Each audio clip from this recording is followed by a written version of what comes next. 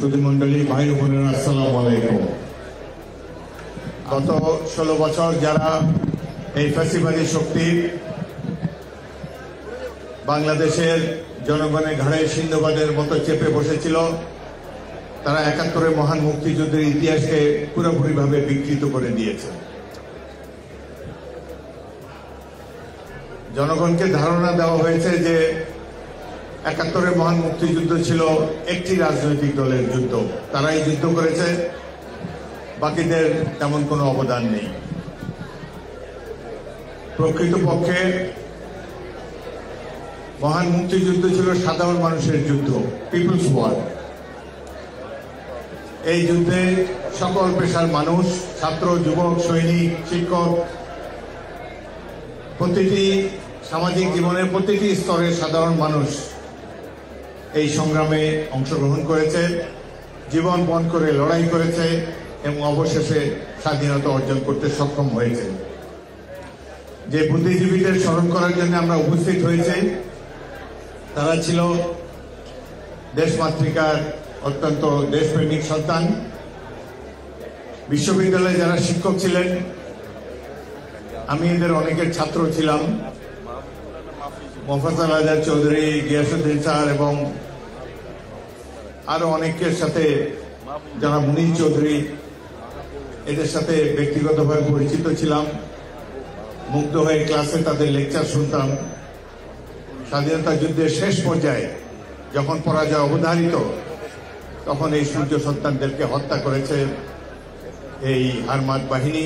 এটি আমাদের জন্য একটি দুঃখবহ ঘটনা। 14 ডিসেম্বর ব্যক্তিগতভাবে আমার জন্য অত্যন্ত স্মরণীয় একটি দিন। তখন বাংলাদেশে 18টি জেলা ছিল। 21শে নভেম্বর থেকে ভারতীয় বাহিনী বিভিন্ন সীমান্তে আক্রমণ চালিয়ে তারা ভিতরে প্রবেশ করে পাক বাহিনীর সাথে যুদ্ধে লিপ্ত হয়। আমরা তখন সিলেট অঞ্চলে ছিলাম।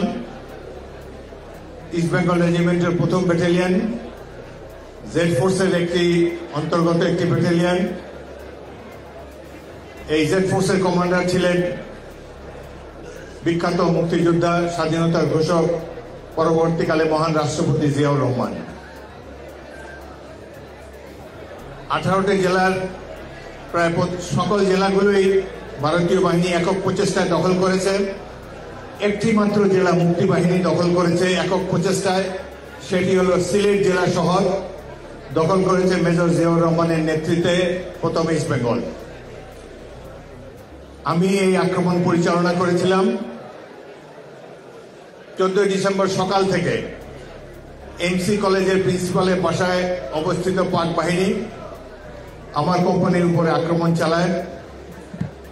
জেনারেল জিয়াউর রহমান বেতার সেটের মাধ্যমে, আপনারা জানেন আধুনিক কালের যুদ্ধ বেতার সেটের মাধ্যমে পরিচালিত হয়। সকাল 8টা থেকে বিকাল 4টা পর্যন্ত ভয়াবহ আক্রমণ করে পাক বাহিনী আমার পজিশনের উপরে, এবং আমরা তখনও পরীক্ষা খনন করতে পারিনি। আমাদের ডিফেন্স অসংলগ্ন ছিল, সেই জন্য পাক বাহিনীর সাথে সাথে আমাদেরও অনেক ক্ষয়ক্ষতি হয়েছে। আমার কোম্পানির 18 জন সৈনিক শহীদ হয়। পদাতিক বাহিনী কোম্পানিতে 2টা মেশিন গান থাকে, আমার 2টা মেশিন গান ডিটাচমেন্ট ধ্বংস হয়ে যায়। সেই ভয়াবহ যুদ্ধের সেদিন আমরা সবাই মনে করেছিলাম আজকে হলো আমাদের জীবনের শেষ দিন। বিকেল 4টার দিকে আমাদের সাথে একজন ভারতীয় মেজর ছিলেন, তার সাথে একটা বেতার যন্ত্র ছিল। এই যন্ত্র আমরা চা বাগানের মধ্যে থাকায় গত 4 দিন আমরা বেতার যোগাযোগ করতে পারিনি। কিন্তু বিকেল 4টার দিকে ভারতীয় মেজর আমাকে বললেন যে কামানের গোলা ফেলতে পারবেন কিনা। তার এখন ওয়্যারলেস নেটওয়ার্ক পুনঃস্থাপিত হয়েছে। আমি তাকে অনুরোধ করলাম যে যেহেতু আমরা হাতাহাতি যুদ্ধে লিপ্ত আছি, কামানের গোলা ফেললে আমরাই তার শিকার হতে পারি, একটি বিমান আক্রমণ করা যায় কিনা, সেই জন্য তাকে অনুরোধ জানাই।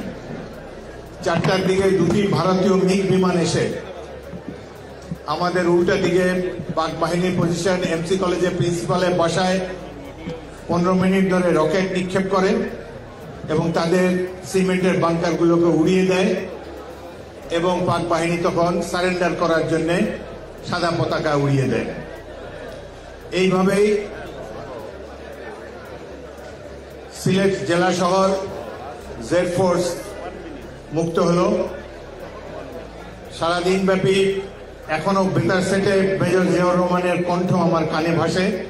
আমার কল সাইন ছিল 2, একটু পরে পরে hello to report situation, hello to report situation. আমি যুদ্ধের পরিস্থিতি তার কাছে ব্যাখ্যা করতাম। আমি বলেছি যে আমাদের 18 জন শহীদ হয়েছে। তিনি বলেন যে এটাই হয়তো আমাদের শেষ লড়াই, বিজয়ের দ্বার প্রান্তে আমরা উপস্থিত হয়েছি, সুতরাং জীবন বিপন্ন করে হলো, জীবন দিয়ে হলো বাংলাদেশের স্বাধীনতা আমাদেরকে অর্জন করতে হবে। মেজর জিয়াউর রহমান ছিলেন একজন সাহসী পুরুষ।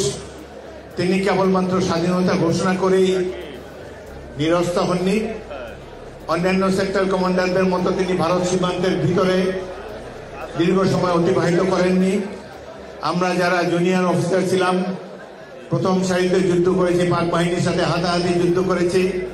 তিনিও আমাদের কাতারে এসে আমাদেরকে সাহস জুগিয়েছেন, অনুপ্রাণিত করেছেন। 10 থেকে 14 তারিখ পর্যন্ত এই 4 দিন আমরা চা বাগানের মধ্যে দিয়ে সিলেটে আসার চেষ্টা করেছি। সারা রাত হাঁটতাম, সকালবেলা একটু বিশ্রাম করার সুযোগ পেতাম গাছের আড়ালে। তৎকালীন মেজর জিয়াউর রহমান যে প্রশ্নটি বারবার আমাদেরকে করতেন আলাপচারিতায়, তিনি বলতেন যে পাকিস্তানিদেরকে তো তাড়ালাম, কারণ বিজয়ের দ্বার প্রান্তে আমরা উপস্থিত হয়েছি। পাকিস্তানিদেরকে তো তাড়ালাম, কিন্তু এখন আমাদের কি আবার ভারতীয়দের সাথেও আবার একটা মুক্তিযুদ্ধ করতে হবে? তার এই প্রশ্ন শুনে আমরা অবাক ছিলাম এবং তিনি, আমি এবং ক্যাপ্টেন অলি আমরা 3 জনই একসাথে সকালবেলা গাছের নিচে ঘুমাতাম। আমি সাথে সাথে বলতাম যে স্যার, এটা তো প্রশ্নই আসে না। এই মহান মুক্তিযুদ্ধে সারা জাতি অংশগ্রহণ করেছে, বাংলাদেশের স্বাধীনতার প্রতি কেউ কোনোদিন কোনো হুমকি হয়ে দাঁড়াতে পারবে না, সারা জাতি যুদ্ধ করছে। কিন্তু আজ এত বছর পর মনে হয় সেদিন তার মনে যে সন্দেহ উকি দিয়েছিল সেটি আজকে বাস্তবায়িত হওয়ার পথে। তার প্রকাশ আমরা দেখতে পাচ্ছি। আমাদের প্রতিবেশী একটি রাষ্ট্র আবার আমাদের স্বাধীনতা সার্বভৌমত্বকে নিয়ে নানা ধরনের ষড়যন্ত্রে মেতেছে। সেই কারণেই এই 71-এর 14ই ডিসেম্বরের কথাটি উল্লেখ করলাম। তবে ইতিমধ্যে অনেক পানি গড়িয়ে গিয়েছে বুড়িগঙ্গায় দিয়ে। স্বাধীনতার অব্যবহিত পরে আমরা লক্ষ্য করেছি যে লক্ষ্যসমূহ ধারণ করে আমরা মুক্তিযুদ্ধে অংশগ্রহণ করেছিলাম, সারা জাতি যুদ্ধ করেছে।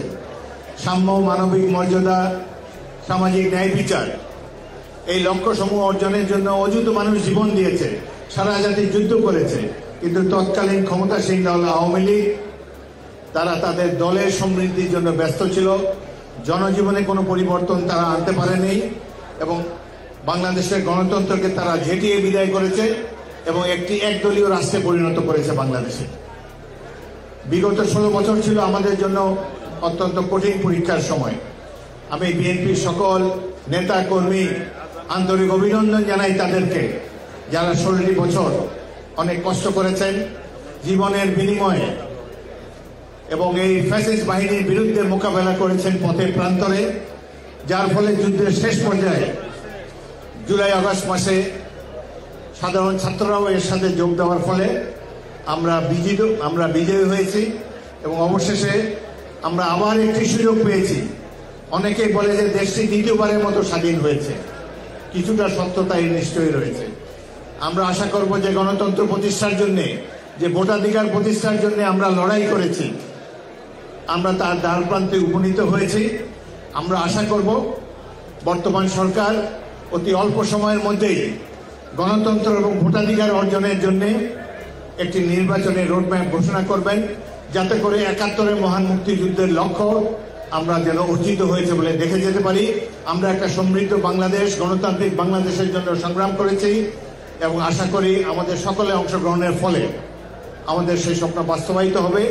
বিএনপিরও কিছু করণীয় আছে। বিএনপি বর্তমানে দেশের সবচেয়ে জনপ্রিয় এবং বৃহত্তম রাজনৈতিক দল।